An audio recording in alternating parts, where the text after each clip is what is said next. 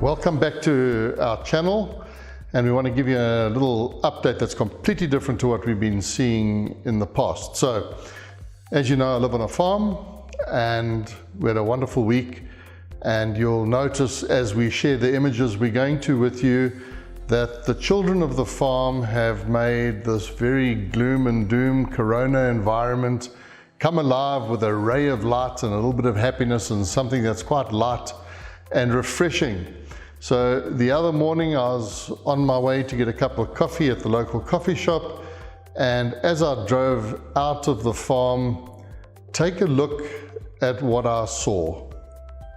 Look at these hay bales and take a careful look how the children here have made an expression of community and have made an expression of caring and just sharing something that's happy and exciting and lovely with everybody that lives here. Now, we're a very small community. There's only 7 families resident in this area, and we've recently done a harvest, and as a result of the harvest you see the hay bales which the children saw and decided to add a little bit of fun to the farm, and they decorated them for us. I'm sure as you're looking at them you will appreciate the sense of appreciation you get when you drive past something like that at these times.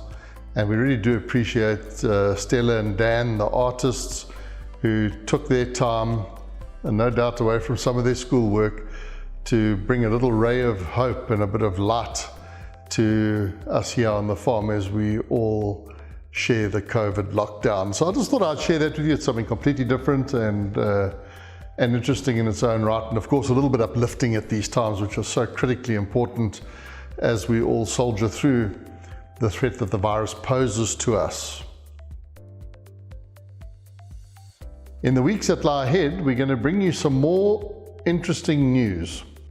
But before we do that, I'd just like to thank the viewers of the videos who have taken the time and the effort to get back to me and give me some tips on how I can improve my presentation and also make this process a little bit more enjoyable. A couple of things I want to clear up with you.